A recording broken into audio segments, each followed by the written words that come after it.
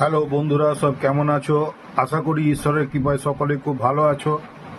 আজকে তোমাদেরকে আমি একটি হোমিওপ্যাথিক ওষুধ সম্পর্কে বলবো, যে ওষুধটির নাম মার্কিউরিয়াস বিন আয়োড।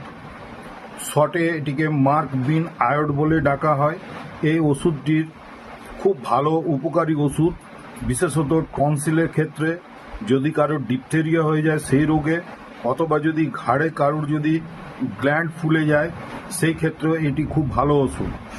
এই ওষুধটির কার ক্ষেত্রে কাজে লাগবে সেটি বোঝার জন্য যে সিমটমসগুলির উপরে আমাদের ধ্যান দিতে হবে সেগুলি হচ্ছে যে, যেমন ঢোক গিলতে গেলে তার খুব কষ্ট হবে, আর জিভের সামনেটাতে যদি দেখা হয় তাহলে সাদা ও হলুদ বর্ণ মিশ্রিত যেন ময়লা জমে আছে জিভের মধ্যে, এই সিমটমসটি দেখতে পাওয়া যাবে।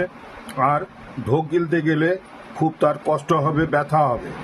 এছাড়াও যদি সেই রোগীর ক্ষেত্রে খুব অল্প কারণেই ঠান্ডা লেগে যায়, সর্দি হয়ে যায়, বা কানে কম শোনে, ঠান্ডা লেগে কানে কম শোনা এটিও দেখতে পাওয়া যায়। অথবা হয়তো খুব যদি বারে বারে হাঁচি হচ্ছে, হাঁচি হতে হতে এরকম যদি হয় যে নাক দিয়ে প্রচণ্ড পরিমাণে জল পড়তে শুরু করলো, এই জাতীয় সিমটমসগুলি দেখলে কিন্তু আমরা মার্ক বিন আয়োড এই ওষুধটি দিতে পারি এবং এইটিতে খুবই ভালো রেজাল্ট পাওয়া যায়।